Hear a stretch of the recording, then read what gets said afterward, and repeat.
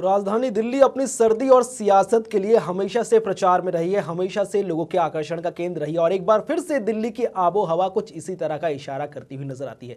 इसी मुद्दे पर विस्तार चर्चा करने के लिए हमारे साथ कई मेहमान जुड़े हैं। इस वक्त हमारे साथ न्यूज रूम से हमारे सहयोगी ललित खुजारिया मौजूद हैं और इसके साथ ही हमारे साथ हमारे सहयोगी तबिश कमाल भी हमारे साथ जुड़ेंगे, जो इस चर्चा में और अपनी बात रखते हुए नजर आएंगे। इसके साथ ही हमारे साथ एक पैनल भी जुड़ेगा, बात की जाएगी बीजेपी की, बात उठेगी कांग्रेस की भी, बात होगी आम आदमी पार्टी की और कई हद तक अहम भूमिका निभाने वाली आरजेडी की भी यहां पर बात होगी। चलिए सीधे रुक करते हैं न्यूज रूम की तरफ। ललित, दिल्ली की बात की जाती है तो 70 सीटों की विधानसभा की बात उठती है। इस 70 में जादुई आंकड़ा है 36 का, लेकिन यही 36 सीटें इस वक्त तमाम राजनीतिक दलों के बीच में 36 का आंकड़ा बना चुकी हैं। क्या लगता है दिल्ली की सियासत कहां जा रही है? कौन इस बार सत्ता की चाबी अपने पास लेता नजर आएगा? कुणाल, वाकई जिस तरह से आपने कहा कि 70 की सीटें हैं और 70 mm की फिल्म भी यहाँ पे देखने को मिलेगी जी। क्योंकि ये फिल्म ही कहेंगे। जो पिछले एक साल से देखने को मिल रहा है वो एक फिल्मी स्टाइल में मिल रहा है कि किरदार किस तरह से बदलते हैं और किस तरह से वहाँ पर कोई विलेन की भूमिका निभाता है तो कोई हीरो की भूमिका निभाता है।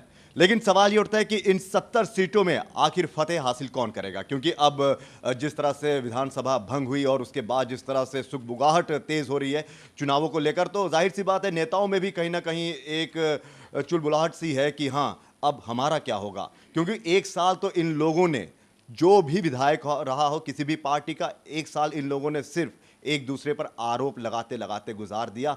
मुख्यमंत्री साहब छोड़कर चले गए, बीजेपी कहती है कि हमें पूर्ण बहुमत नहीं मिला, हम सरकार नहीं बनाएंगे, तो कांग्रेस कहती है जब हमारे पास थी 8 सीटें तो हम क्या करते। इसी पर हम चर्चा करेंगे और चर्चा करने के लिए जो पैनल मेरे साथ मौजूद है उससे मैं तारुफ करवा देता हूं। इरफानुल्लाह खान साहब है जो आप के नेता हैं, सर स्वागत है आपका। अब्दुल बासित साहब है राष्ट्रीय जनता दल के, काफ़ी इस समय उम्मीद से है क्योंकि लालू प्रसाद यादव जिस तरह से फिर से फॉर्म में आ रहे हैं और बयान दे रहे हैं, कहीं ना कहीं लगता है कि दिल्ली की सर्दी में चुनावों की गर्माहट ज़रूर देखने को मिलेगी। और भगत विधूड़ी जी हैं, कांग्रेस से ताल्लुक़ रखते हैं, युवा हैं और इनको भी पूरा यकीन है कि युवाओं को किस तरह से लुभाना है, क्योंकि युवा जब सत्ता बदलती है तो आंदोलन होते हैं और आंदोलन होते हैं तो कहीं ना कहीं केजरीवाल जैसे नेता निकलते हैं। लेकिन कांग्रेस कहीं नहीं चाहेगी कि ऐसा नेता हमारी पार्टी से निकले जो 49 दिन के बाद ही छोड़कर चले जाए। और साथ ही साथ दीपक डींगरा जी हैं जो बीजेपी के नेता हैं।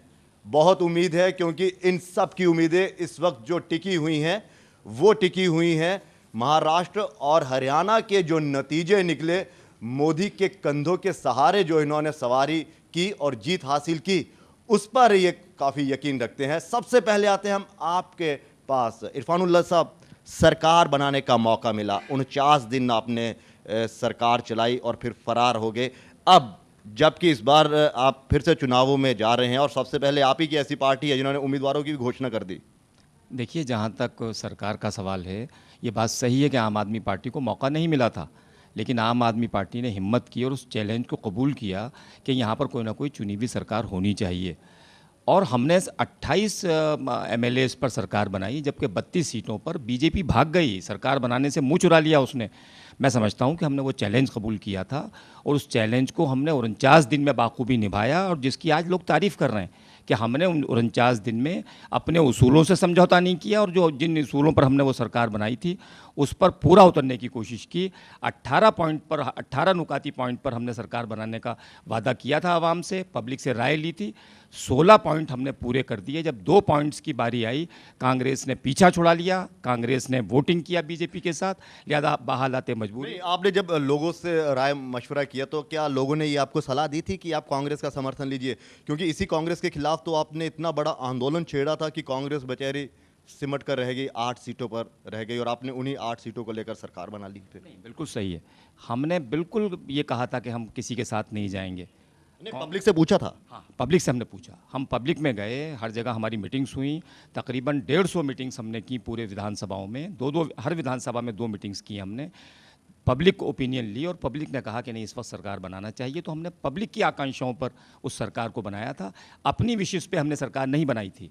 और जब छोड़ी थी तो अपने दम पर छोड़ दी थी, तब तो पब्लिक से पूछा नहीं आपने? देखिए, जब एक चीफ मिनिस्टर को फ्लोर ऑफ द हाउस पर अगर ये मालूम हो जाए कि वो माइनॉरिटी में हैं और वो पार्टी जो समर्थन दे रही थी 8 एमएलएस का, उसने वो खींच लिया है और बीजेपी के साथ मिलकर एक बिल को सिर्फ इंट्रोड्यूस करने पर ही उसने वहाँ पर धोखा किसने दिया? नहीं, देखिए धोखा वहाँ पर दोनों ने मिलकर दिया, बीजेपी और कांग्रेस ने। उन्होंने बार बार कहा, ज्यादा घातक कौन लगा आपको? हमें देखिए कांग्रेस ने बार बार कहा था कि हम समर्थन आपको दे रहे हैं, और दो जब लेजिस्लेशन की बात आएगी 2 पॉइंट्स पे, क्योंकि लेजिस्लेशन बनाना पड़ेगा, कानून बनाना पड़ेगा, वहाँ आपका समर्थन करेंगे।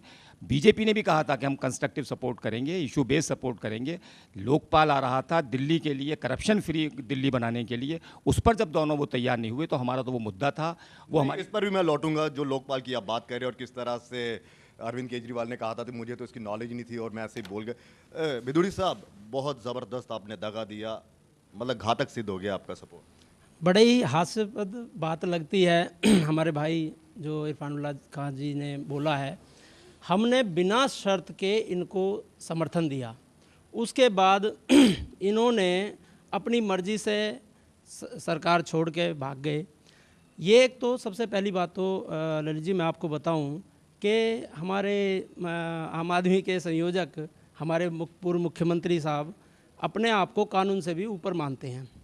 एक सिस्टम होता है, आप कोई भी बिल लाए लोकपाल के लिए, हम भी हमारे श्री राहुल गांधी जी ने भी उसके लिए लोकपाल के लिए बहुत जोर लगाया था, और जब ये लोकपाल को लाने की बात कर रहे थे तो एक सिस्टम होता है कानून के तहत, आप कोई भी अगर लाते हो, कोई भी अगर फ्लोर पे आप कोई भी बिल लाते हो तो उपराज्यपाल से आपको परमिशन लेनी होती है। जब यही बात जब हमने बोली तो इन्होंने इस बात को इनकार कर दिया, और ये अपने आप को सबसे ऊपर मानते हैं, सर्वोपरि मानते हैं, आपने देखा होगा पीछे भी। और हमने तो इनकी जो इन्होंने लोगों को वायदे किए, जो इन्होंने लोगों को सपने दिखाए मुंगेरी लाल जी के, हम तो कहा कि आप उन्हें पूरे कीजिए। हमने तो आज तक इनसे समर्थन वापस नहीं लिया। आप भी बड़े चालाक निकले कि ऐसी ऐसी नींद की गोली देते रहे और ये सपने देखते रहे। नहीं, हमने इनको बिल्कुल किसी भी पॉइंट पे हमने इनका आप तो आपने दिखाए थे ना। दीपक साहब, वाकई आप पर बड़ा इल्ज़ाम लगता है कि जब आपको मौका मिला था, आपको मतलब बीजेपी का, जब बीजेपी को मौका मिला था तो आप भाग गए थे। आपने भी सरकार बनाने का कहीं ना कहीं कोई वो नहीं लिया, डिसीजन नहीं लिया। उसके बाद फिर ये सब ड्रामा देखने को मिला और पिछले दिनों काफ़ी कवायद भी तेज़ हो गई थी। और आप जो आम आदमी पार्टी है, इन्होंने तो आप पर आरोप भी लगा दिया था कि खरीद फरोख्त के लिए सब कुछ हो रहा है। जो खरीद फरोख्त हो रही है उसे रोकने के लिए हमें कुछ ना कुछ करना पड़ेगा। बाकायदा स्टिंग ऑपरेशन भी हुआ। जहाँ तक आम आदमी पार्टी की बात है तो इनकी तो नीति शुरू से ये रही है, आरोप लगाना और फिर उससे भाग जाना, यू टर्न लेना, यही इनकी पहचान है। सिंबल रख लेना चाहिए यू टर्न का, तो इनको बदल लेना चाहिए झाड़ू से, क्योंकि झाड़ू तो शायद इनसे अब छिन चुका है, और वो भी कहीं मोदी जी की सफाई स्वच्छता अभियान के कारण उससे ये दूर हो गए हैं। तो जहाँ तक आप बात कर रहे हैं, अभी एक बात निकल कर आई कि कांग्रेस ने जो इनको समर्थन दिया था वो बिना शर्त समर्थन था, जबकि ऐसा नहीं था। एक 16 सूत्री मुद्दे के ऊपर इन्होंने समर्थन उनको दिया था और लिखित इनका समझौता हुआ था। लिखित के अंदर उन्होंने उपराज्यपाल को जाकर चिट्ठी दी थी, और उसके बाद में जब 49 दिन की बात हम करते हैं कि बहुत अच्छे काम किए जनता, एक अभी आप सर्वे दिखा रहे थे कि जनता खुश है, 61% लोग उससे खुश हैं, तो 49 दिन के अंदर तो सिर्फ वादे हुए, सिर्फ बातें हुई। काम करने की जब बारी आई तो केजरीवाल जी केंद्र की सत्ता के मोह के अंदर दिल्ली की जनता के साथ विश्वासघात करके यहाँ से निकल भागे। तो ये तो जनता के सामने है जी, जनता के सामने। और फ्रैक्चर मैंडेट देने की कीमत सचमुच मैंने भुगती है कि जनता ने पिछले 10 महीने में, 1 साल के अंदर दिल्ली पीछे गई है। और हर्षवर्धन जी ने एकदम शुरू में ही कह दिया था कि हमें बहुमत नहीं मिला है, इसलिए हम सरकार नहीं बनाएंगे। हमें सरकार बनाने के लिए कभी किसी ने आमंत्रित नहीं किया, पीछे जाने की तो कोई बात ही नहीं है। और जब हमें, और ये मुद्दा एकदम शुरू से स्पष्ट क्लियर था, बाकी तो सब आरोप ही आरोप है, और आरोप लगाना फितरत है। जी अब्दुल साहब, क्या वाकई बीजेपी अपने स्टैंड पर बिल्कुल खरी उतरी? और जिस तरह से कांग्रेस और आप एक दूसरे पर आरोप लगाते रहते हैं कि आपने ये किया और कांग्रेस कहती है आपने ये किया। मैं बीजेपी से बिल्कुल सहमत नहीं हूँ। आप अभी जानते हैं कि देश में तानाशाह सरकार चल रही है। अगर इनको हमने दिल्ली में बहुमत दे दिया होता तो दिल्ली में भी तानाशाह सरकार होती। नहीं, आप कहाँ से देते ये तो बताओ। हम जनता, हम एक नेता बाद में, जनता तो पहले हैं। अगर इस तरह के विमोचन बार बार सिद्ध करें, हर्षवर्धन को प्रेजेंट करें, उनको प्रेजेंट करें, तो वो सब फिजूल की बातें हैं। अभी दोबारा इलेक्शन का डेट फाइनल हो जाएंगी, दोबारा इलेक्शन की डेट फाइनल हो जाएंगी, और उसके बाद सबको पता लग जाएगा कौन सी पार्टी बहुमत ले जा रही है, कौन ले जा रही है। चलिए, मैं सर्वे की बात करता हूं कि 39% लोग चाहते हैं कि केजरीवाल मुख्यमंत्री बने और 38% लोग चाहते हैं कि हर्षवर्धन साहब जीते और 4% लोग चाहते हैं कि अरविंदर लवली कांग्रेस की तरफ से। आपको क्या लगता है, ये जो ओपिनियन पोल आ रहा है इसका कुछ असर होगा? नहीं, ये ओपिनियन पोल तो इन पर मैं यकीन नहीं करता। सर, यकीन करना पड़ेगा, लोकसभा में हुआ और यहाँ पे हरियाणा में भी। 2004 को छोड़ दीजिए ना, अब की बात की। नहीं, मैं अभी की बात कर रहा हूँ कि आज तो मीडिया जो आप भी जानते हो और हम भी जानते हैं कि मीडिया, माफ़ करना आपके लिए बोल रहे हैं, लेकिन मीडिया जो है हमें बोलना पड़ेगा कि क्या कर रही है, आप सब जनता जानती है। जहाँ तक हमारे भाई, मीडिया कुछ नहीं कर रही, मीडिया एक सर्वे करवाती है और सर्वे में सब कुछ आता है। अब हमें दोष मत दीजिए ना, आप अपने कर्मों को दोष दीजिए ना, जो आप काम करते हैं, जो 15 सालों से आपने कर्म किए, उसकी वजह से आपको जाना पड़ा। मीडिया इसमें क्या करेगा? देखिए, मैं आपको बताऊं ललित जी, अभी जो हमारे भाजपा के मित्र कह रहे थे, बोल रहे थे जिस हिसाब से कि 10 महीने तक लोग तरसते हैं, 10 महीने से जनता सब जानती है किसने इस लायक बनाया। ये डिसीजन लेना था तो उस टाइम क्यों नहीं लिया? और जब 32 थे इनके पास विधायक तो इनके पास मैंडेट नहीं था, जब 29 रह गए तो इनके पास मैंडेट आ गया, तो इन्होंने सरकार बनाने की कवायद शुरू कर दी। तो मेरा ये पूछना है, तो जब इतना ही इन्हें डिले करना था, 10 महीने तक जनता को क्यों धोखा दिया? जी डिंगरा साहब, क्यों दगा दिया 10 महीने तक? जब आपको लगा, जब 32 थे तो तब तो आपने कुछ किया ही नहीं, और जब 29 रह गए और सुप्रीम कोर्ट ने जब कहा कि कुछ ना कुछ होना चाहिए, राज्यपाल ने जो राष्ट्रपति को चिट्ठी लिखी थी उस पर जो उन्होंने जवाब दिया उस पर होना चाहिए, तब आपकी कवायद बहुत ज़्यादा तेज़ हो गई। मैंने पहले भी स्पष्ट किया आपको, जब 32 थे तब भी सरकार बनाने की कोई कवायद भारतीय जनता पार्टी ने नहीं की। हमें मैंडेट नहीं मिला था, हमने उसका जनता का सम्मान किया था उस निर्णय का, और उसके बाद में हमने अपने 3 MPs को विधानसभा के चुनाव के अंदर उतारा, जो अब इस समय MP सांसद निकल कर आए हैं, जो हमारे विधायक थे उस समय। तो उस समय भी ये बात स्पष्ट होती थी कि हमें जब 32 मिले, हमें मैंडेट नहीं मिला, तो हम सरकार नहीं बनाना चाहते। हमने सरकार बनाने का कभी कोई दावा पेश नहीं किया। ये सिर्फ आरोप है और आरोपों का ललित, मानते हैं यहाँ पर तमाम राजनीतिक दल ये बोलते नजर आते हैं कि आरोप हैं, सिर्फ आरोप हैं, हम सिर्फ जनता के मन की बात कहते नजर आते हैं। हम मानते भी हैं जनता ही सबसे सर्वोपरि होती है, और दिल्ली के दिल में क्या चल रहा है उस पर भी नजर डालते हैं। इस वक्त हमारे साथ हमारे संवाददाता ताबिश कमाल मौजूद हैं इस वक्त बाहर से। ताबिश, आप दिल्ली की जनता से लगातार संपर्क में रहे हैं, आप दिल्ली की जनता के दिल को टटोलते नजर आए। आखिर दिल्ली की जनता के दिल में चल क्या रहा है? दूसरी बार चुनाव देखने जा रही है, बोझ तो कोई पसंद नहीं करता चुनाव का, लेकिन एक बार फिर से उन पर बोझ डाल दिया गया, भले ही इसके लिए आरोपी कोई भी हो, तब भी दिल्ली की जनता के दिल में आखिर चल क्या रहा है?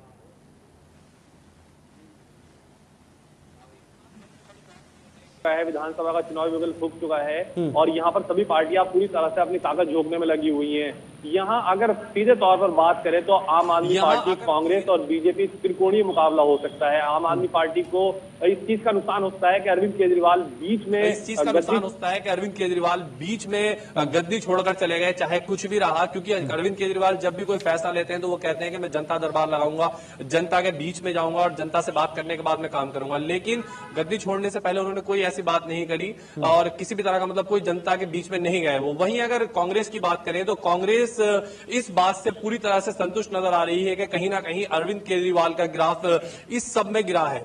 लेकिन ये जरूरी नहीं है कि लोकसभा में अगर ये ग्राफ गिरा है तो विधानसभा में भी उसका कोई ऐसा चमत्कार हो पाए, जरूरी नहीं है। वहीं भारतीय जनता पार्टी की अगर बात करें तो मोदी लहर लगातार जारी है। महाराष्ट्र और हरियाणा में चुनाव जीतने के बाद जिस तरह से मोदी लहर देखने को मिल रही है लोकसभा में, महाराष्ट्र और हरियाणा में, वहीं अगर आम आदमी पार्टी, बीजेपी और कांग्रेस ये तीनों आपस में अगर त्रिकोणीय मुकाबला करती हैं तो कहीं दोबारा से दिल्ली में त्रिकोणीय विधानसभा भी बन सकती है अगर किसी पार्टी को स्पष्ट बहुमत नहीं मिला।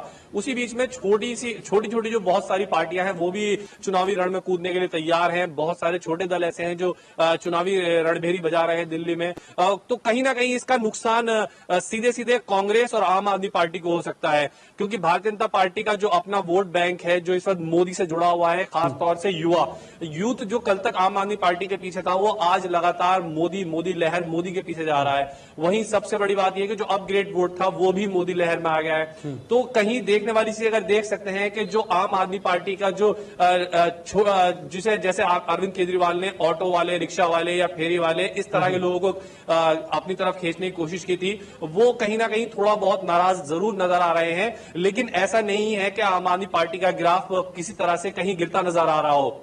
चलिए, मानते हैं कि आम आदमी पार्टी का जो ग्राफ है भले ही ना गिरा हो, अरविंद केजरीवाल की जो इज्जत दिल्ली की जनता पहले करती थी वो लगातार शायद अभी जारी है। ललित, मेरे एक सवाल है इरफान उल्ला खान साहब से, आम आदमी पार्टी की नुमाइंदगी करते नजर आते हैं। इरफान साहब, क्या लगता है इस बार सबसे ज्यादा नजरें अगर किसी पर टिकी हैं तो आम आदमी पार्टी पर? जिस तरह से पिछली बार की बात की जाए, विधानसभा चुनाव में 49 दिन की सरकार चलाकर आप बीच में छोड़कर चले गए थे, ख्वाब पाला था अरविंद केजरीवाल ने प्रधानमंत्री की कुर्सी का, लेकिन अब बात जब निकल कर आती है तो दूर तक जाती है। क्या लगता है कि आम आदमी पार्टी की प्रतिष्ठा इस वक्त दांव पर लगी है? क्योंकि तीसरी बार आपकी अगली परीक्षा है। पहली बार विधानसभा चुनाव में आपको भले ही बहुमत ना मिला हो, सरकार आपने बना ली, दूसरी बार परीक्षा में आप लोकसभा चुनाव में उतरे लेकिन कुछ कमाल नहीं कर पाए, तीसरी अगली परीक्षा में कहां जाएगा ये कारवां? जी नहीं, देखिए, जहाँ तक प्रतिष्ठा का सवाल है तो आम आदमी पार्टी की प्रतिष्ठा का सवाल नहीं है इस वक्त, या केजरीवाल साहब की प्रतिष्ठा का सवाल नहीं है। सवाल है कि दिल्ली की प्रतिष्ठा कहाँ जाएगी, आवाम की प्रतिष्ठा कहाँ जाएगी। हम लड़ रहे हैं आवाम के लिए, लोगों के लिए, लोगों की भलाई के लिए। जी। हम जो नीतियाँ बना रहे हैं, पार्टी बना रही है, पार्टी 49 दिन की जो सरकार चली हमारी लोगों के लिए थी। जी। हम जो लोकपाल लाना चाहते थे वो अपने लिए नहीं बल्कि आवाम के लिए लाना चाहते थे, एक भ्रष्टाचार मुक्त दिल्ली बनाने के लिए लाना चाहते थे। हमने सरकार छोड़ी नहीं है बल्कि कुर्बानी दी है। जी, इसे आम हम आदमी कहते हैं पार्टी कुर्बानी। हमेशा आम ये जनता त्याग की है दुहाई बहुत बड़ा, देती है। त्याग इरफान उल्ला अभी तक खान देखने साहब को नहीं और मिलेगा 66 अरविंद साल में। केजरीवाल हमेशा आम आदमी की बात करते नजर आते हैं। पिछले कुछ ट्रैक रिकॉर्ड पे मैं आपसे बात करूं तो अरविंद केजरीवाल साफ कहते हैं कि हम आम जनता के लिए काम करते हैं, लेकिन इस बार लगता है कि भारतीय जनता पार्टी तमाम आपके आइडियाज को चुराती हुई नजर आ रही है। अरविंद केजरीवाल ने वाल्मीकि बस्ती से शुरुआत की थी झाड़ू लगाने की, नरेंद्र मोदी उसको स्वच्छ भारत अभियान में झाड़ू उठाकर ले गए।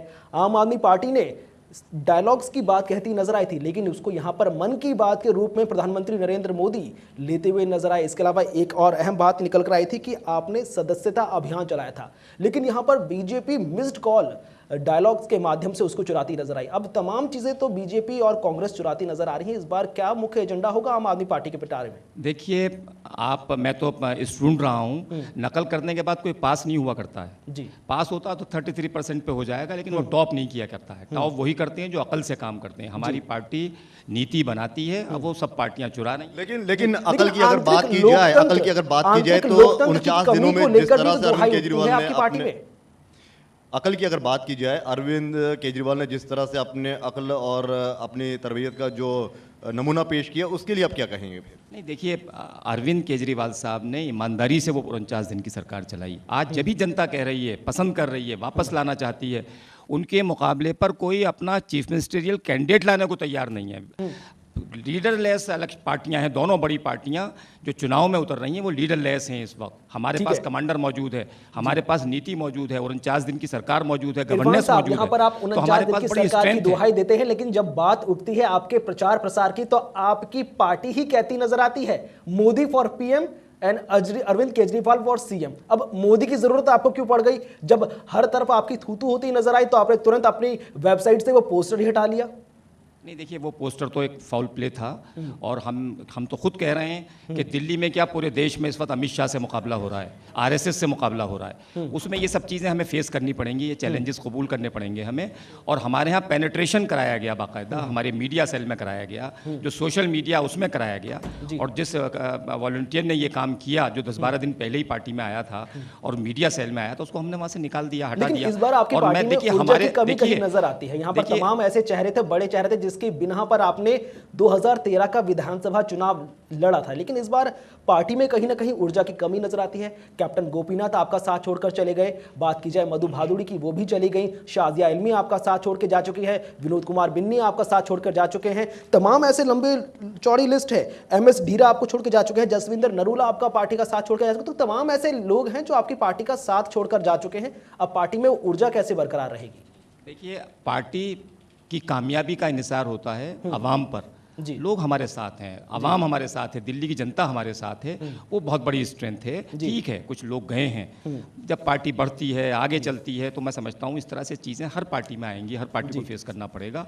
लेकिन असल चीज़ ये है कि जनता आज हमारे साथ है, जनता पसंद कर रही है केजरीवाल को, केजरीवाल की लीडरशिप को चाहती है, और 49 दिन के शासन को चाहती है कि वो 5 साल भी नजर आए, और वो दोबारा वापस लाना चाहती है अरविंद केजरीवाल को। चलिए, जाहिर सी बात है, जिस तरह से कुणाल आपने कहा कि इनके तमाम लीडर्स कहीं ना कहीं इनको छोड़कर जा रहे हैं, तो ये कभी देखिए कुणाल, मैं एक बात बता देता हूँ, शायद ये इल्मी हो या फिर कुछ और जो नेता हैं जो इनको छोड़कर गए, इनका कभी नाम नहीं था, क्योंकि ये पार्टी जो उभर कर आई थी आंदोलन की आंधी से उभर कर आई थी, और आंदोलन में जो उभर कर आते हैं उनके कभी नाम नहीं होते।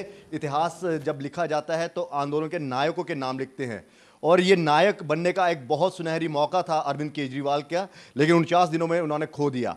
लेकिन बीजेपी अब कहीं ना कहीं, जो आप लगातार इन पर आरोप लगाती आ रही है कि ये इन लोगों ने सरकार नहीं चलने दी, कहीं ना कहीं आप पर यह भी आरोप लगा था कि शुरू में कि आपने खरीद फरोख्त करने की कोशिश की थी, कुछ आपने एमएलएस खरीदने की कोशिश की थी, और बिन्नी ने भी कहा था कि हाँ मैं बीजेपी के संपर्क में हूँ। मैं तो ये पहले स्पष्ट करना चाहूँगा, इनको नाम बदल लेना चाहिए। अपने पहले मैंने सिंबल की बात कही थी, आम आदमी पार्टी से इनको चेंज करके आरोप आदमी पार्टी रख लेना चाहिए। सिर्फ आरोप लगाना इनका है, इसके अलावा कुछ नहीं किया इन्होंने।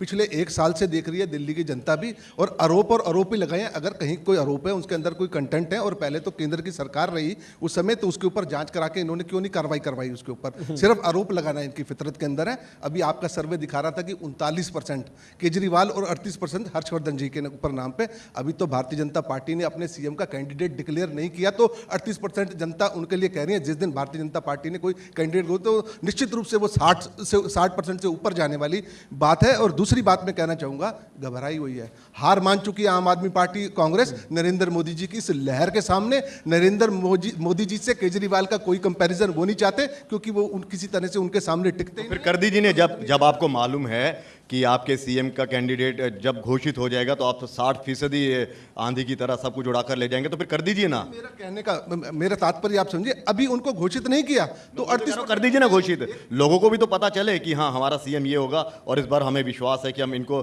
जितवाएंगे। पहली बार गलती होगी, हमने पूर्ण बहुमत नहीं दिया, लेकिन इस बार ऐसा कैंडिडेट है जो हम पूर्ण बहुमत देंगे। फिर हमारी लोकतांत्रिक पार्टी है, विधायक दल अपना नेता चुनता है, और विधायक जो चुन के आएंगे वो अपना नेता चुनेंगे। हरियाणा में भी ऐसा हुआ, महाराष्ट्र के अंदर भी ऐसा हुआ, उसी परंपरा का निर्माण हो रहा है। यहाँ पर आप लोकतांत्रिक पार्टी की दुहाई देते नजर आते हैं। जब लोकसभा के चुनाव थे तो उस दौरान तो ये परंपरा कहाँ गई थी? आपने चुनावों का ऐलान चुनाव होने से पहले ही अपने प्रधानमंत्री का चेहरा जग जाहिर कर दिया था। उस टाइम तो बड़ी उम्मीद थी कि नरेंद्र मोदी के बिना पर पार्टी जीतेगी, जीते भी नो डाउट। लेकिन जब दिल्ली में चुनाव हुए थे तब आपने डॉक्टर हर्षवर्धन के नाम पर चुनाव लड़ा था, शायद उस दौरान पूर्ण बहुमत नहीं मिल पाया। यही वजह रही कि आपने महाराष्ट्र में और हरियाणा में सीएम कैंडिडेट डिक्लेयर नहीं किया था। कुणाल, वाकई ये सवाल अक्सर उठता है कि जब लोकसभा के चुनाव हुए थे तो प्रधानमंत्री के कैंडिडेट का बीजेपी ने तुरंत ऐलान कर दिया था, और हर्षवर्धन का जिस तरह से नाम सीएम के लिए कहीं ना कहीं डिक्लेयर कर दिया गया था। उससे पहले जब चुनाव हुए थे 2008 में, तब विजय मल्होत्रा का नाम इन्होंने घोषित किया। शायद विजय मल्होत्रा के नाम से इन्होंने सबक सीखा कि नहीं, अब हमें दिल्ली में कहीं ना कहीं फूक कर कदम रखना चाहिए। लेकिन फिर इन्होंने गलती की, और जब हर्षवर्धन का नाम इन्होंने सामने लाया फिर हार गए।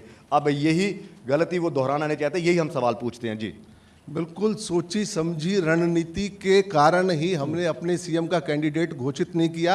और अगर हमें माननीय नरेंद्र मोदी जी की लोकप्रियता का फायदा दिल्ली के अंदर भी मिलता है तो हमें क्यों नहीं लेना चाहिए? ये मैं प्रश्न पूछना चाहता हूं विरोधी पार्टियों से। वो घबराए हुए हैं क्योंकि हमें एडवांटेज मिलती है। कहीं आपको लगता नहीं कि ये आपके लिए लक्की साबित हो रहा है? क्योंकि हरियाणा में भी आपने सीएम कैंडिडेट घोषित नहीं किया था, महाराष्ट्र में भी आपने सीएम कैंडिडेट घोषित नहीं किया, और दोनों में आपके सीएम बन गए। और चलिए अब दिल्ली में ये दाव खेला जाए, ये मतलब कोई आपको लगता है कि हाँ कहीं ना कहीं लक इस बार काम कर जाएगा? और लक्की भी साबित हुआ भी है 2 राज्यों में। हम कार्यकर्ता आधारित पार्टी है भारतीय जनता पार्टी, और मैं सचमुच में कहना चाहूँगा यहाँ लगभग दर्जन भर नेता ऐसे होंगे जो सीएम पद के लिए के काबिल होंगे। पार्टी जो निर्णय लेगी उसी के हिसाब से चलते हैं। और चलिए पार्टी जो जी, आपको क्या लगता है सर कि हरियाणा में भी इन्होंने अपना सीएम कैंडिडेट घोषित नहीं किया और ना ही इन्होंने महाराष्ट्र में किया, क्या आपको लगता है कि ये फैक्टर इनके लिए बहुत ज़्यादा लक्की है? तो शायद इसी लक्की फैक्टर के जरिए फिर से यहाँ पे आना चाहते हैं और इस बार सीएम पद के लिए उम्मीदवार की घोषणा नहीं करेंगे।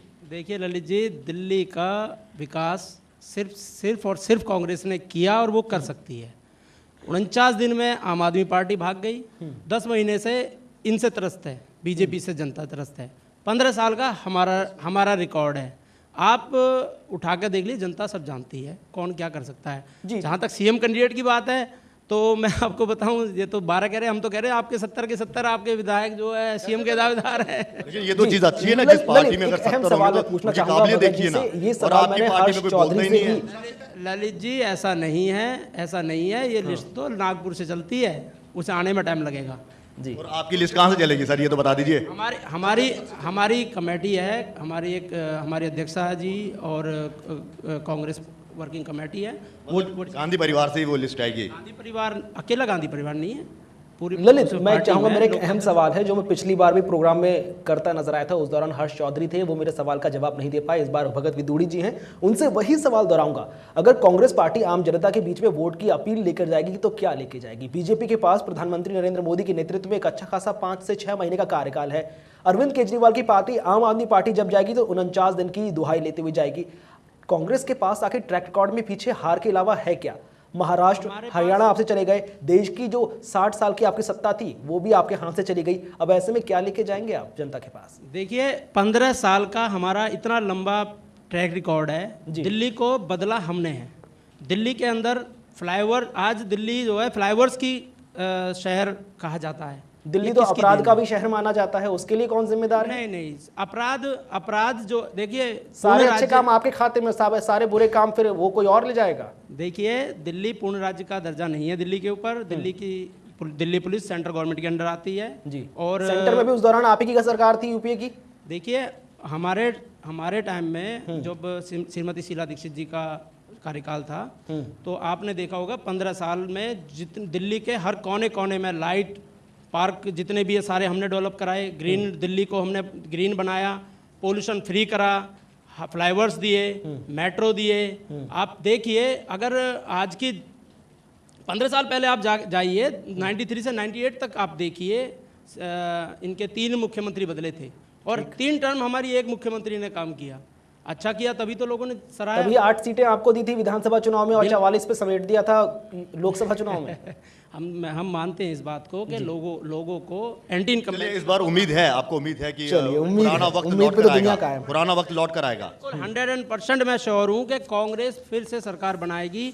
जनता जानती है, जनता जागरूक है, जनता ने देखा, जनता को विकास चाहिए। लोग 10 महीने से परेशान हैं सरकार। चलिए अब्दुल साहब, अपने आपको मैं बड़ी लेट आ रहा हूँ, इसके लिए मैं माफ़ी चाहूँगा क्योंकि बहस बड़ी ज़बरदस्त चल रही थी। आपको क्या लगता है कि कांग्रेस कह रही है कोई तो लौटा दे मेरे वो पुराने दिन? देखिए तीनों पार्टियां एक ख्याली पुलाव पकाना छोड़ें। लालू जी ने एक बहुत बड़ा संगठित मोर्चा दिल्ली में तैयार कर दिया है। 70 की 70 सीटों पे वो मोर्चा लड़ने जा रहा है और इसके लिए कोई भेदभाव की राजनीति नहीं है। कोई एनआरआई मोदी जी का श्रेय नहीं मिलेगा, कोई वीज़ा में ढीलपन नहीं आएगा। देश को चलाने के लिए देश का आदमी चाहिए, बाहर के आदमी से देश नहीं चल सकता। मोदी जी को कहें कि वो Australia, America, London, Europe, Thailand वहीं रहें। देश में आने का उनका किसी कारण अगर नहीं मन लग रहा है तो वहीं रहें। देश को चलाने के लिए अभी लालू प्रसाद यादव बहुत सक्षम, जिंदा और लेकिन वो कैसे चला पाएंगे क्योंकि चारा इतना ज़्यादा उन्होंने घोटाले का खाया और बदहजमी हो गई और कोर्ट ने उनको कहीं ना कहीं सज़ा सुना दी। तो किस तरह से आप कहेंगे डाइजेस्ट नहीं हो पाएंगे तो कैसे करेंगे? देखिए लालू प्रसाद यादव समाज सेवक के साथ साथ एक देश के ऐसे सच्चे और ईमानदार नेता हैं और ईमानदारी का जो प्रण है वो बहुत कठिनाइयों का होता है। अगर इस तरीके से कठिनाइयाँ ना आए तो श्री राम 14 साल का वनवास ना काट के आते और आज दोबारा से देश के लोगों की ज़रूरत है। बीजेपी के एनआरआई नरेंद्र मोदी की देश को कोई ज़रूरत नहीं है, बल्कि इन्हें चाहिए। देखिए आपके कहने से तो कुछ नहीं होगा क्योंकि जनता ने उनको चुना है। आप जिस तरह से बोल रहे हैं सियासत, हम मुद्दा कहीं ना कहीं दूसरी तरफ जा रहा है। आप ये बताइए दिल्ली में आपकी लैंप जो है वो क्या मोदी की आंधी से आपको नहीं लग रहा है कि बुझ जाएगी? क्योंकि यहाँ पे तो वैसे भी आरजेडी का कोई इतना वजूद भी नहीं है। देखिए आरजेडी का वजूद किसी को इस बात का इल्म नहीं है, तो हमारी पार्टी के अंदर का विषय है, इसको हम जगजाहिर नहीं कर रहे। हमारे पत्ते जिस दिन ओपन होंगे लोग हैरान हो जाएंगे कि ये इतना बड़ा संगठन दिल्ली में किस तरीके से तैयार हो गया। चलिए कुणाल, चलिए, बहुत उम्मीद करते हैं जबरदस्त कि बात। ललित कुणाल, जब पत्ते खोलेंगे तो सियासत धीरे धीरे जगजाहिर होती नजर आएगी। एक बार फिर से रुक कर लेते हैं तबिश की तरफ। तबिश से भी जान लेते हैं। तबिश, तमाम राजनीतिक दल कहते नजर आते हैं कि इस बार जब चुनाव होंगे तो नतीजे उनके पक्ष में नजर आएंगे। आपको क्या लगता है, क्या कुछ सियासी समीकरण दिल्ली में बनते नजर आते हैं? तबिश, क्या आप तक हमारी आवाज पहुंच रही है? और देखिए कुणाल, अगर बात करी जाए सियासी समीकरण की तो छोटे दल जरूर राजनीति में कूद रहे हैं। जी हाँ कुणाल, जी हाँ कुणाल, अगर बात करी जाए राजनीति की, देखिए छोटे दल जरूर राजनीति में कूदते नजर आ रहे हैं, लेकिन ऐसा नहीं कि पूरी तरह से दिल्ली की राजनीति में हावी हो पाएंगे। दिल्ली की जनता लगातार काम और ईमानदारी में विश्वास रखती है। शीला दीक्षित ने 15 साल दिल्ली में राज किया और बार बार रिपीट होने का उनका यही कारण था कि वो लगातार अपने कामों को और अपनी जो उनके जो काम उन्होंने अब तक किए थे उनसे वो लगातार विकास के मुद्दों से दोबारा रिपीट होती रही है। दिल्ली में पिछली बार भारतीय जनता पार्टी के पास एक फेस था डॉक्टर हर्षवर्धन, जिन्हें अब कैबिनेट में ले लिया गया है, तो कहीं ना कहीं दिल्ली की जनता ये भी जानना चाहेगी कि अगर भारतीय जनता पार्टी और कांग्रेस चुनावी रणभेरी में उतरती हैं तो वो आखिर किसके साथ उतरेंगी, वो कौन सा ऐसा चेहरा होगा जिसके साथ वो दोनों उतरना चाहेंगे। क्योंकि अगर पिछली बार की बात करें तो भारतीय जनता पार्टी ने हर्षवर्धन को अपना चेहरा बनाकर के उतारा था, वहीं एक मैजिक चल रहा है लगातार। अगर हरियाणा और महाराष्ट्र की बात करें तो हरियाणा और महाराष्ट्र में बिना सीएम के एक चुनाव हुआ जहां पर अच्छी जीत हुई है, तो बीजेपी का लक जरूर हो सकता है, लेकिन दिल्ली की जनता लगातार अपने सीएम को लेकर सतर्क नजर आई है। वहीं अगर अरविंद केजरीवाल की बात करें तो अरविंद केजरीवाल लगातार आम आदमी पार्टी का चेहरा है, वो आम आदमी पार्टी के सीएम के उम्मीदवार हैं। लेकिन सबसे बड़ी देखने वाली बात यह है कि जो 22 उम्मीदवारों की पहली सूची जारी हुई है उसमें अरविंद केजरीवाल ने अपना नाम नहीं दिया है। तो ये कहीं ना कहीं संशय है कि क्या अरविंद केजरीवाल लड़ेंगे या पार्टी किसी और को अपना चेहरा बनाएगी। अगर वहीं कांग्रेस की बात करें तो कांग्रेस में इस वक्त बंदर बाट हुआ पड़ा है। कोई भी नेता ऐसा नहीं है जो दिल्ली की राजनीति में अपना चेहरा, या दिल्ली के कोई भी ऐसा बड़ा नेता नहीं है जो दिल्ली की राजनीति में अपना चेहरा मुखर कर सके, या दिल्ली का कोई भी आला कमान ये नहीं कहने के लिए राजी है कि दिल्ली में कौन चेहरा होगा। अगर शीला दीक्षित की बात करें तो आज भी जनता कहीं ना कहीं दिल्ली में शीला दीक्षित को पसंद करती है, लेकिन वो पहले ही कह चुकी है कि वो दिल्ली की राजनीति में अब उतरना नहीं चाहेंगी और दिल्ली से दूर जाना चाहती हैं। लेकिन उनसे हमारी बात हुई थी तो अब उन्होंने ये कहा था कि अगर एक बार हमें मौका मिले, अगर मुझे आला कमान कहेंगे, सोनिया जी, राहुल जी कहेंगे और अगर मुझे मौका मिलेगा तो मैं दोबारा आने के बारे में सोच सकती हूँ। अगर शीला दीक्षित दोबारा आने के बारे में सोच सकती है तो कहीं ना कहीं कांग्रेस पार्टी को बड़ा फायदा होगा, क्योंकि दिल्ली की जनता का बहुत बड़ा एक लगाव है जो लगातार शीला दीक्षित के नाम से कांग्रेस को मिलता आ रहा है। वहीं भारतीय जनता पार्टी अगर हर्षवर्धन जी को जिस तरह से उनसे एक मंत्रालय, बहुत ही अहम मंत्रालय हेल्थ मिनिस्ट्री लेकर के दोबारा उनको एक अलग मंत्रालय दिया गया है, तो कहीं ना कहीं ये भी प्रतीत हो रहा है कि डॉक्टर हर्षवर्धन को दोबारा दिल्ली की राजनीति में लाया जा सकता है और दिल्ली में दोबारा उनको रिप्रेजेंट भी किया जा सकता है। क्योंकि अगर महाराष्ट्र और हरियाणा की बात करें तो वहां कोई चेहरा नहीं था और जिस तरह से देवेंद्र फडणवीस और मनोहर लाल खट्टर को राजनीति में दोबारा से लाकर के सीएम बनाया गया है, तो अगर हम बात करेंगे दिल्ली की तो ये भी मुमकिन हो सकता है कि कोई नया चेहरा भी दिल्ली की राजनीति में भारतीय जनता पार्टी अपना प्रेजेंट कर सकती है। लेकिन भारतीय जनता पार्टी इस वक्त कोई ऐसा चेहरा नहीं है जिसको प्रेजेंट करना चाहती है। आम आदमी पार्टी की बात करें तो वहां अरविंद केजरीवाल है, लेकिन बीजेपी और कांग्रेस की बात करें तो अभी तक कोई भी ऐसा चेहरा नहीं है जो दिल्ली की जनता को अपने आप को सीएम प्रेजेंट करने के लिए कहा जा सके। चलिए, बहुत बहुत शुक्रिया तविश इस तमाम जानकारी के लिए। तो कुल मिलाकर कहा सकता है भले ही सियासी दल ये मानकर चल रहे हैं कि उनकी सरकार बनेगी, लेकिन दिल्ली की जनता ने अपने मन में ठान लिया है कि जब चुनावों की तारीखों का ऐलान होगा तब वो आखिर किसके नाम पर अपनी वोट के अधिकार का इस्तेमाल करती हुई रुख नजर आएगी। फिलहाल रुक करते हैं अगले मुद्दे की तरफ, जुड़ा है महाराष्ट्र से। महाराष्ट्र में राजनीतिक माहौल एक बार फिर से गर्मा चुका है। दिल्ली की तरह ही एनसीपी ने जहां राज्य में मध्यावधि चुनाव होने के संकेत दिए, तो वहीं शिवसेना सरकार को अस्थिर नहीं होने देने का भरोसा देते हुए बीजेपी के साथ खड़ी होती नजर आती है। तो क्या मान लिया जाए, दोनों एक बार फिर से साथ साथ नजर आएंगे?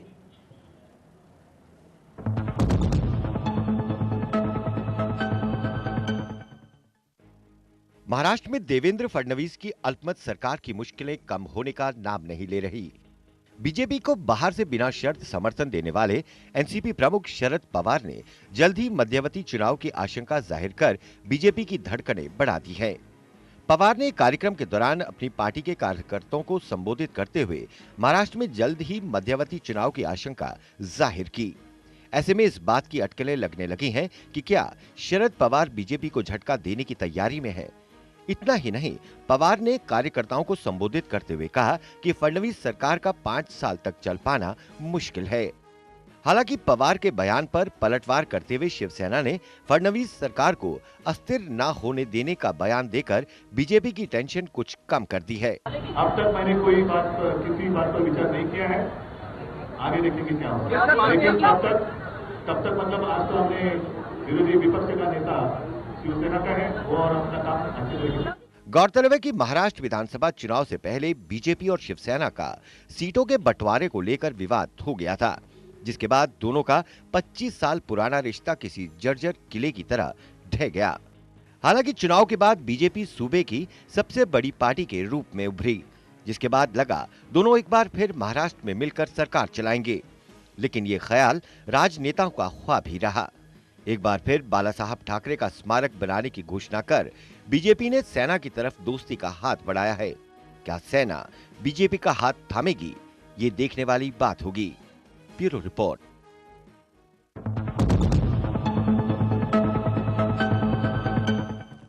चलिए बिना वक्त ज़ाय किए सीधे रुख करते हैं न्यूज रूम की तरफ। ललित, हमेशा कहा जाता है कि राजनीति में कोई परमानेंट दोस्त नहीं होता तो परमानेंट दुश्मन भी नहीं होता। महाराष्ट्र की सियासत इस पूरी कहावत को कहीं ना कहीं चरितार्थ करती नजर आती है।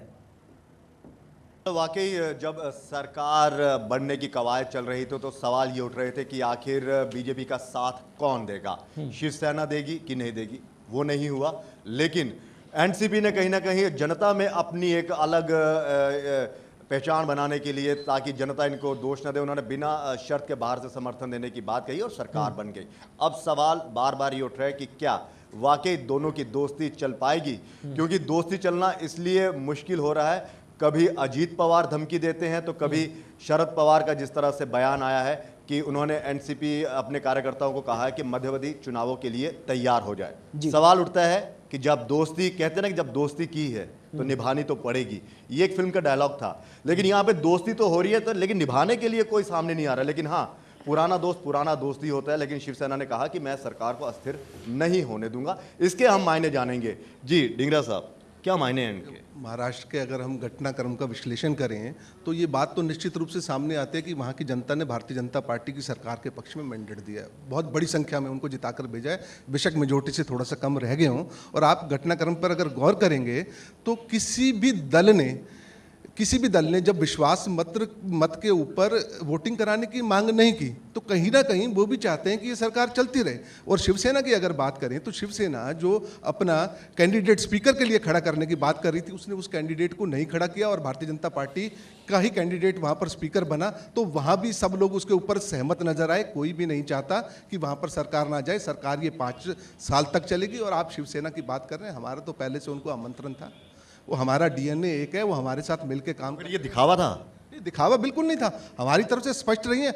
हम किसी भी तरह की बार्गेनिंग के अंदर, किसी भी तरह की जनता के हितों के साथ समझौता किए बिना हम सब चीज़ों के लिए सब चीज़ों के लिए तैयार हैं। ये हमने पहले भी कहा है। हम किसी तरह की, शरद पवार ने तो साफ कहा है कि आप तैयार रहिए मध्यावधि चुनावों के लिए, जिस तरह से उन्होंने अपने कार्यकर्ताओं को कहा, पार्टी के कार्यकर्ताओं को कहा, कभी भी हो सकता है। देखो, शरद पवार जी से कभी हमने समर्थन नहीं मांगा। वो स्वतंत्र हैं किसी भी तरह के लिए कुछ भी कहने के लिए। ना उन्होंने कोई लिखित रूप से किसी को कोई चिट्ठी दी है। उन्होंने एक बात अपनी मर्जी के साथ में कही, बिना मांगे उन्होंने समर्थन का ऐलान किया। बिना मांगे जब हटाना चाहें वो हटा भी सकते हैं, उनके ऊपर हमारी कोई बाध्यता नहीं है। जो उनको सूट करता है, जो उनकी राजनीति को सूट करता है वो करें, उसके लिए वो स्वतंत्र है। लेकिन मैं आपको ये विश्वास दिलाना चाहता हूँ, भारतीय जनता पार्टी की सरकार महाराष्ट्र के अंदर निर्बाध गति से चलेगी, विकास के काम करेगी। और जो हमारे पुराने साथी हैं, भगवान उनको भी सद्बुद्धि दे, वो ठीक ट्रैक पे हैं और महाराष्ट्र की जनता के हितों के लिए काम करें। वो पहले भी करते रहे। भदौरिया साहब, आप क्या कहेंगे इस पे? मैं ललित जी आपको बताऊं, ये पहले भी चुनाव भी ये मिलकर लड़े हैं, जो जैसा कि अभी ढींगरा साहब कह रहे हैं, चुनाव भी ये मिलकर लड़े थे, शिवसेना और बीजेपी। शरद पवार जी ने बीच में इनकी डीलिंग में थोड़ी सी दिक्कतें कर दी, जो कि फिर दोबारा से शुरू हो गई अब इनकी बार्गेनिंग। ये जनता के साथ धोखा हो रहा है, ये खरीद फरोख्त, ये जो है ना सीटों के बंटवारे की लड़ाई चल रही है। इसमें कुछ नहीं होगा, ना सरकार गिरेगी ना ये गिरने देंगे। ये सब मिले हुए हैं आपस में। और शरद पवार जी भी अब इनसे मिल चुके हैं। इन सब की जो है बार्गेनिंग चल रही है। आप देखते रहिए, पर्दे के पीछे कुछ और है, पर्दे के आगे कुछ और है। सरकार नहीं गिरेगी। जी अब्दुल साहब, पिछले दशक में अगर आप पीछे जाएं, जब मनमोहन सरकार को सोनिया गांधी द्वारा नॉमिनेट करके गद्दी पर बिठाया गया था, शरद पवार उस समय के ऐसे घातक सिद्ध हुए थे कांग्रेस पार्टी के लिए, समझिए कि उन्होंने कांग्रेस ही नैया वहीं से डुबोनी शुरू करी। लेकिन आज वो बीजेपी के लिए घातक सिद्ध हो रहे हैं। आज वो बीजेपी के लिए घातक सिद्ध हो रहे हैं। और बीजेपी उनसे भी उनके साथ भी रहना चाहती है। और शिवसेना पवार तो उस समय घातक सिद्ध हुए थे ना, जब सोनिया को पीएम बनाने के लिए कहा जा रहा था, तो उन्होंने वो कहा था उस समय। अब वो सीएम बनाने के लिए प्रॉब्लम क्रिएट कर रहे हैं वहाँ पर। बीजेपी का सीएम वह उन्होंने बाहर से समर्थन इसलिए दिया है कि कभी भी शिवसेना अगर सरकार में आती है, शिवसेना ये ज़रूरी नहीं कि परमानेंट टिके रहेगी, शिवसेना बार बार आएगी जाएगी, मगर एनसीपी साथ नहीं छोड़ेगी ताकि बीजेपी की सरकार वहाँ चलती रहे। मतलब कहीं ये खाली एक बिना स्टंट्स हैं, सिर्फ पॉलिटिकल स्टंट्स हैं, इसको ज़्यादा तवज्जो ना दी जाए। चलिए सर, आप क्या कहेंगे? देखिए, ऐसा है, एक तो ये कि जो बार बार बात आ रही है कि वहाँ पर महाराष्ट्र में और हरियाणा में कोई बहुत ज़्यादा मोदी लहर थी। 27% पे क्या मोदी लहर होगी या 31% पे क्या मोदी लहर होगी? सर, लहर इसलिए कहा जा रहा है कि जहां पर कभी 4 सीटें हुआ करती थी वहां पर 47 सीटें लेकर आई बीजेपी, और जहां पर ये कभी 65 से आगे नहीं बढ़े वहां पर 122 लेकर आते हैं, और वो भी उस दौरान लेकर आते हैं जब मोदी ही मोदी है। आप क्यों नहीं मानते? आप आइए ना, थोड़ा इससे बाहर आइए। देखिए, बिल्कुल बाहर हैं हम। कांग्रेस मिजरेबली सरेंडर कर चुकी थी भाजपा के सामने, मोदी जी के व्यक्तित्व के सामने, उसका ये नतीजा निकला है। और आपने हार से ऐसा सबक सीखा कि आपने कह दिया कि हम चुनाव ही नहीं लड़ेंगे। देखिए, दिल्ली में आप देखेंगे कि वो ब्रांड फेल होगा, यहाँ पर वो ब्रांड यहाँ फेल होगा, वो लहर आपको यहाँ नज़र नहीं आएगी, उसी से पता चल जाएगा। जहाँ तक महाराष्ट्र का सवाल है, वहाँ पर सारे अनैतिक गठजोड़ हो रहे हैं, और ये सरकारें इस तरह चला नहीं करती, करप्शन को दूर नहीं कर सकती, विकास नहीं कर सकती। मुझे पूरी उम्मीद है कि वहाँ पर दोबारा चुनाव होंगे और दोबारा लोग मैंडेट देकर अच्छी सरकार बनाएंगे। और इस बार अगर दोबारा से चुनाव होंगे तो आप अपने कैंडिडेट खड़ा करेंगे वहाँ पे? वो हम दिल्ली में लगे हुए हैं, सिर्फ दिल्ली को जीतना है, दिल्ली को फतह करना है, दिल्ली के बाद सोचेंगे क्या करना है। चलिए, दिल्ली ही यानी कि देश का दिल है दिल्ली, और दिल्ली की जनता के बारे में ये सोचेंगे। फिलहाल इन्होंने कुछ जो कहा है कि सरकार गिरेगी। जी ढींगरा साहब, सरकार गिरेगी?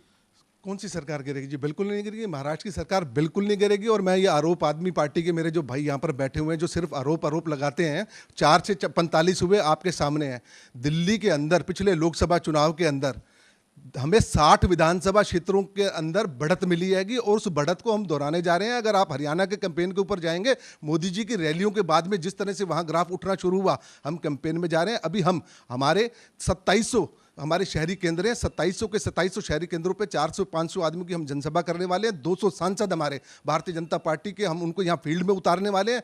हर सभा के ऊपर कोई ना कोई सांसद या केंद्र का मंत्री वहाँ पर जाएगा। हम अपनी नीतियों को जनता के बीच में लेकर जाएंगे, और दिल्ली के अंदर दिल्ली में भारतीय जनता पार्टी के पक्ष में एक लहर रहने वाली है। हम 60 सीटें जीतकर यहाँ पर आने वाले हैं। और दीपक साहब, एक सवाल है कि क्या बनेगा महाराष्ट्र की सियासत तो समझ नहीं रही, दिल्ली की सत्ता कैसे हमारे संभालेगी? भारतीय जनता पार्टी की सरकार चलेगी, चाहे समर्थन वो एनसीपी बाहर से या कोई भी देता रहे, उनसे हमने मांगा नहीं है। शिवसेना की बात आप खुद ही कर रहे हैं कि वो हमारा डीएनए एक है, वो सरकार को गिरने देगी। जब खून देने की बारी आती है तो हट जाता है कि नहीं, हमें नहीं देना। एक बात स्पष्ट मैं करना चाहूंगा जी, हम किसी की भी ब्लैकमेलिंग के आगे ना झुके हैं ना झुकेंगे, और उसके लिए चाहे हमें दोबारा जनता के बीच में जाकर मैंडेट लेना पड़े और फ्रैक्चर्ड। चलिए, मानते हैं ना कहीं मध्यवर्ती चुनाव हो सकते हैं, इसके लिए तैयार? जी देखिए, अब आप मैंने जो बोला, मैं कुछ गलत तो नहीं बोला कि दोनों हाथों में इनके लड्डू है।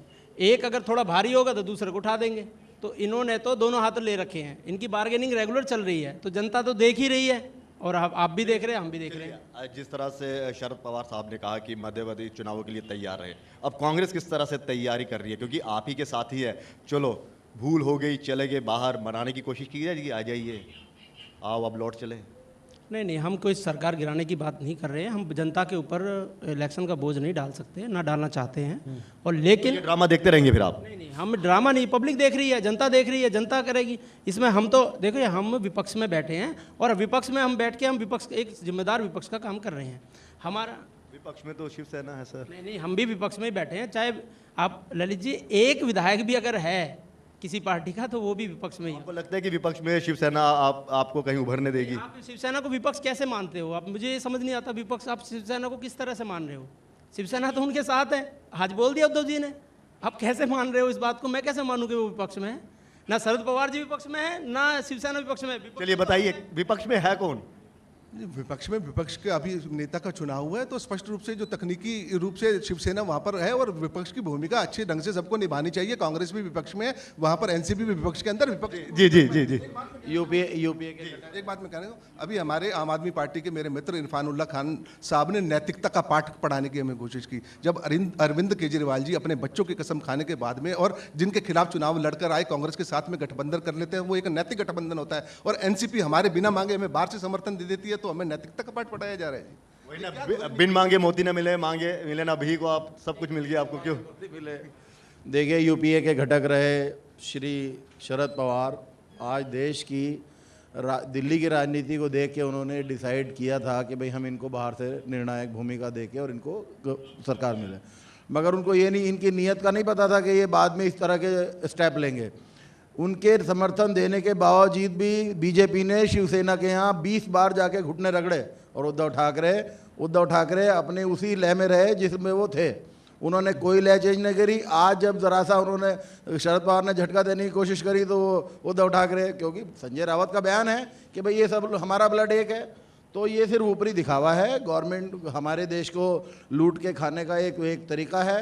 देश के जो राष्ट्रीय नेता हैं वही देश का राज चला सकते हैं। कोई नया देवेंद्र फडणवीस नहीं चला सकता, मनोहर लाल खट्टर नहीं चला सकता। ये सब देश को चलाने के लिए नेता एक दिन फिर दोबारा से उसी फॉर्म में आएंगे जैसे देश चलता रहा है और तरक्की करी। पिछले 70 साल से देश ने तरक्की नहीं करी, ये कोई कह नहीं सकता। सभी दिल्ली का एयरपोर्ट देख लीजिए, मुंबई के एयरपोर्ट देख लीजिए, इंटरनेशनल बेंगलोर का एयरपोर्ट देख लीजिए, ये सब यूपीए के घटकों की देन है। आज हम ये बात कर रहे हैं कि यूपीए में वो नहीं है, यूपीए में ये नहीं है, ये सब बेकार की बातें हैं। लालू प्रसाद यादव भी यूपीए घटक हमारे पार्टियों के हमेशा घटक के सदस्य रहे हैं और लालू प्रसाद यादव ने पिछले दशकों में देश को ऐसा नहीं है कि कहीं से कोई बिगाड़ा। रेलवे मंत्रालय मतलब दिल्ली में मदद करेंगे। अब्दुल साहब, यहाँ पर आप कहते नजर आ रहे हैं कि जो घटक दल हैं यूपीए के वो बहुत अहम रोल निभाते हुए नजर आए, लेकिन जब बिहार के विधानसभा के उपचुनाव हुए तो उस दौरान फिर आपने कांग्रेस का साथ क्यों छोड़ दिया? आप जेडीयू के पास कैसे चले गए? आपको क्यों लगा कि कांग्रेस एक डूबती हुई नैया है तो ज्यादा बेटर है कि हम आरजेडी और जेडीयू के साथ गठबंधन मिलकर मोदी लहर को रोके? तब आपको कांग्रेस की याद नहीं आई, आप कांग्रेस की दुहाई देते हैं? सिर्फ अब ये राम मंदिर का जो इनका मेन मुद्दा था उससे हटके ये इधर उधर के मुद्दों पर आ गए हैं। देश को जिस मुद्दे पे इन्हें जाना चाहिए था उस मुद्दे पे जरा क्वेश्चन दोबारा पूछिएगा जी। इनका ये क्वेश्चन ये था कि जब उपचुनाव हुए बिहार में तो आपने कांग्रेस के साथ ना लड़कर आप उनके साथ क्यों चले गए नीतीश कुमार जी के साथ? कांग्रेस के साथ चलते ना। ये यूपीए की दुहाई दे रहे हैं ना आप? नहीं, ये राजनीतिक स्टंट्स हैं। वहाँ पर हमारे आप भी स्टंट खेलते हैं। चलिए कुणाल खुद इन्होंने कह दिया, चलिए मानते हैं। चलिए सर आप बताइए। देखिए महाराष्ट्र का जो आप सवाल उठा रहे हैं, ये बताइए जो पार्टी विपक्ष के लिए लड़ रही थी कि विपक्ष का नेता कौन होगा, आज वो सत्ता के लिए लड़ रही है। इस तरह के अनैतिक जो काम हो रहा है वहाँ पर, ये लोकतंत्र के साथ ललित मानते हैं कि राजनीति में नैतिक और अनैतिक दोनों चीजें देखी जाती हैं। ललित, समय का अभाव है इस मुद्दे पर मैं आपसे साथ ही तमाम जो पैनल में लोग मौजूद हैं उनसे एक फाइनल कमेंट चाहूंगा बहुत ही छोटे शब्दों में, ताकि कार्यक्रम का समापन किया जाए। बहुत छोटा वक्त की कमी है, क्या कहेंगे आप? देखिए मुझे यही कहना है कि ये अनैतिक जो कुछ हो रहा है वहाँ हो रहा है। लोकतंत्र के साथ बहुत मजाक है। एक साल ये मजाक दिल्ली ने देख लिया, वो महाराष्ट्र देखने जा रहा है कि किस तरह से विपक्ष के लिए लड़ रहे थे, अब सत्ता के लिए लोग लड़ रहे हैं वहाँ पर। जी अब्दुल साहब। महाराष्ट्र में कभी कोई विदर्भ का नहीं चाहता, कभी कोई साउथ का नहीं चाहता, कभी उस देश का नहीं चाहते, कभी उस देश का। अभी इस पे नीतियों को निर्धारित होने दो। कोई सरकार मजबूत कार्य करे, कार्य अपना समाज में रखे, ये फालतू चीज़ों के रखने के लिए कोई समय देना। जी विदुरी साहब आप। ये महाराष्ट्र की जनता के साथ धोखा हो रहा है। ये सारे दल मिलकर ये बांट रहे, बंदर बाट हो रही है और यहाँ कुछ नहीं हो रहा। ना सरकार गिरेगी, दोनों ही पार्टियाँ इनके साथ रहेंगी। इन्होंने दोनों ने मिलकर ये बना रखा है और इनका सिर्फ लेन देन पे बिगड़ रही है, जो थोड़ी बहुत दोनों से दोस्ती है। जी जब आम आदमी पार्टी की दिल्ली के अंदर सरकार थी तब उन्हें केंद्र की सत्ता चाहिए थी। सत्ता लोलुपता उन्होंने वहाँ पर दिखाई। और जहाँ अगर कांग्रेस की बात करें तो पूरी तरह से दिग्भ्रमित नजर आती है कांग्रेस। और इस समय पहले जो राहुल गांधी के नेतृत्व में युवा शक्ति की बात करने वाली, आज फिर घूम के सज्जन कुमार और टाइटलर जैसे पुराने लोगों को साथ लेकर आ रही है। और कहीं ना कहीं युवाओं और सिखों से भी इनका सरकार चलेगी। बिल्कुल चलेगी जी, बिल्कुल चलेगी। चलिए कुणाल वाकई जिस तरह से इनके सबके जो आखिरी जो हमने कमेंट सुने उनका यही कहना है कि सरकार चलेगी। खासकर आरजेडी का कहना है ये तो एक दोस्ती है, यहाँ से भी दोस्ती वहाँ से भी दोस्ती है। चलिए कुल मिलाकर हम मान सकते हैं कि आने वाले वक्त में भले ही सियासत के लिए तमाम विपक्षी दल एक होते हुए नजर आएंगे, लेकिन उम्मीद तो ये की जानी चाहिए कि सियासत के बीच में कहीं ना कहीं विकास का रास्ता अख्तियार किया जाए, क्योंकि यही जनता की पहली और आखिरी मांग है। बहुत बहुत शुक्रिया आप तमाम लोगों का। फिलहाल आज के प्राइम टाइम में इतना ही। नमस्कार।